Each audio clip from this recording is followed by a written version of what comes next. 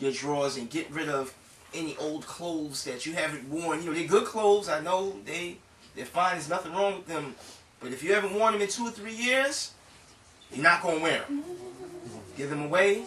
You know, share them with someone that be more needy. And what that's going to do spiritually, that's going to actually open up a space for your blessing to come on in. Sometimes we are stagnating our own blessings by holding on to something that's no longer helpful for us. And so we have to get rid of a lot of those old things. Let it go. Let it go. It can be a blessing to someone else. And what that does is it literally creates a vacuum for something new to happen. Something that you've been praying on, been hoping for a long time, may not have been coming to you just because it doesn't have any room to get anywhere. You know, you may want whatever it is that's new. A new relationship, new, new work, new business, new something. But you have to get rid of that old first. You have to clean. It's just like, the floor. You got to sweep it before you mop and put a new coat on. Just like, the same thing. If you're waxing something, you got to wash it off first. You got to get rid of the dust. You got to get rid of the dirt. And when it's clean, that's when you can put that new layer on. Otherwise, you're just going to be putting wax on top of dirt. You're going to have a shiny, dirty car. And, we all know, we all seen them folks that we may have worked with that, didn't bathe in the morning. They think that cologne and stuff just spraying on top over that old funk and stuff. But you can see that funk underneath.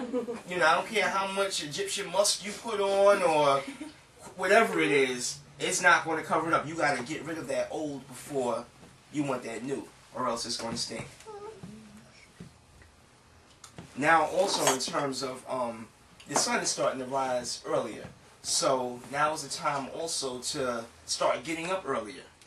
If you can, get up with the sunrise and go outside and take a take a nice brisk walk. If there's a park around with some grass and some nature, right in the morning when that morning dew is up, going out there and enjoy. Maybe if you can, take off the shoes, walk barefoot through that dew. That dew actually has some healing properties. It can absorb it through your feet, and that energy is going to give you energy during the day.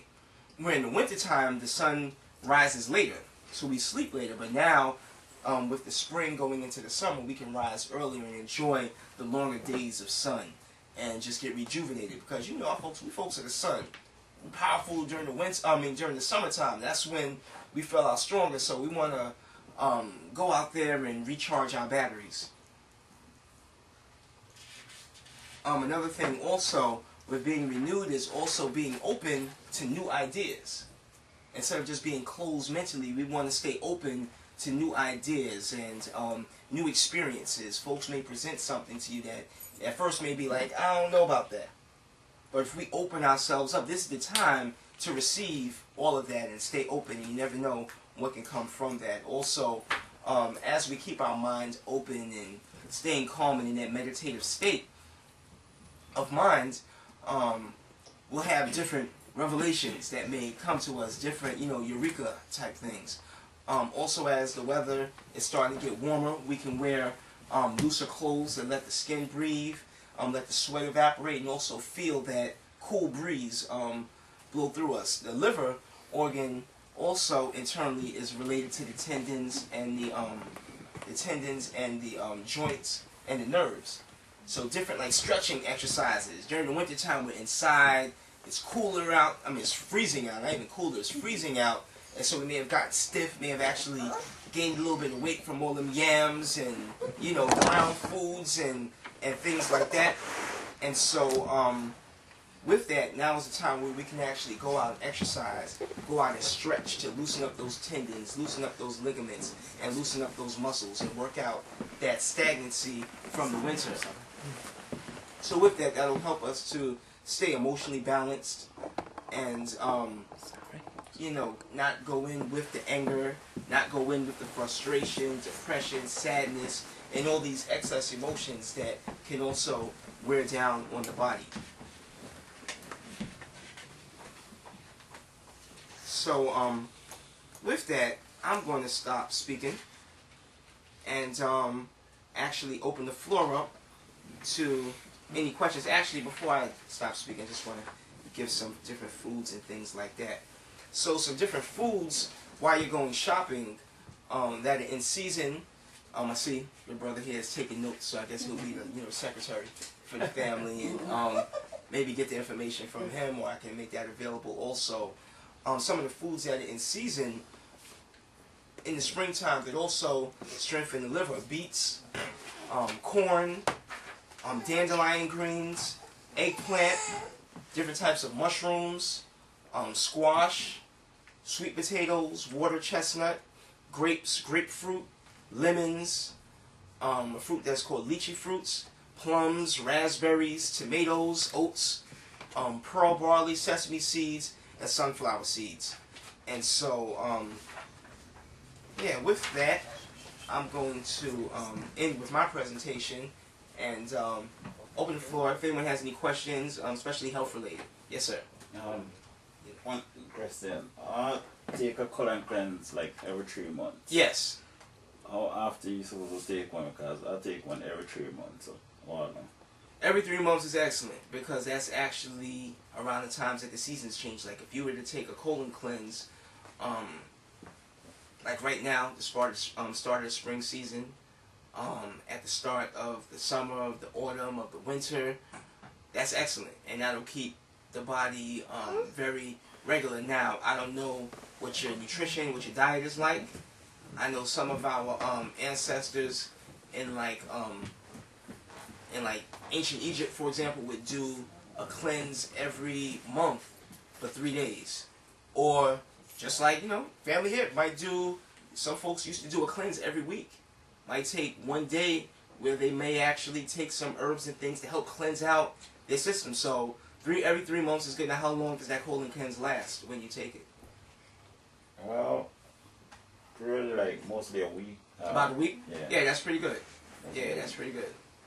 Yeah, if you can do it more often, for shorter periods of time, like maybe once a week, like one of the things that I'm working to get back on, but what I used to do, I would fast on the day of the week that I manifested here, which was so-called like Thursday. So I used to fast every single Thursday on just juices and water, like fresh juice and water, and that would help to keep my body regular in that day. In that way, you may want to take, like with the Sabbath, the day of rest, and fast on that day and take the herbs and things. I know back in the day, folks would do that. They would line up the whole family, and everybody would get a cup or two of tea every Friday, and or every Saturday morning, and they couldn't go out.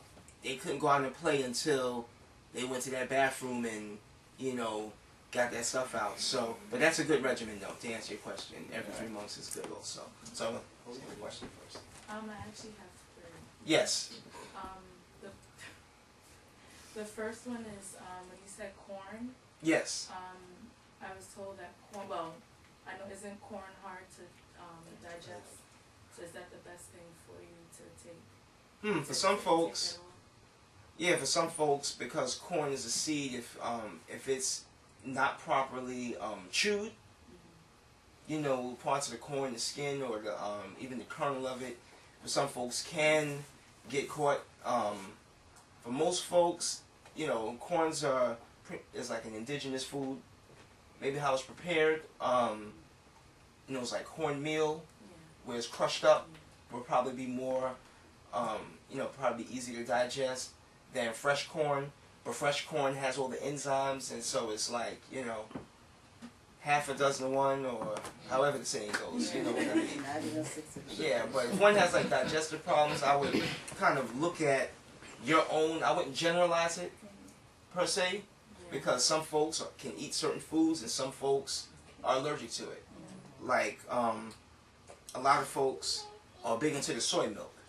One thing with soy, too much soy isn't very good because it's a natural source of like phytoestrogens, like estrogen, which is a female hormone which men and women produce, but too much soy can actually feminize, especially young folks. I've read some things in studies where young boys especially that were given soy formula actually grew like breasts and had milk coming out of it at like 2 or 3 years old, young boys, from the soy formula and things like that. And that could be part of the reason where you see all of these effeminized men out here. You see the syndrome now going on. I'm sure you all see it of all these real feminine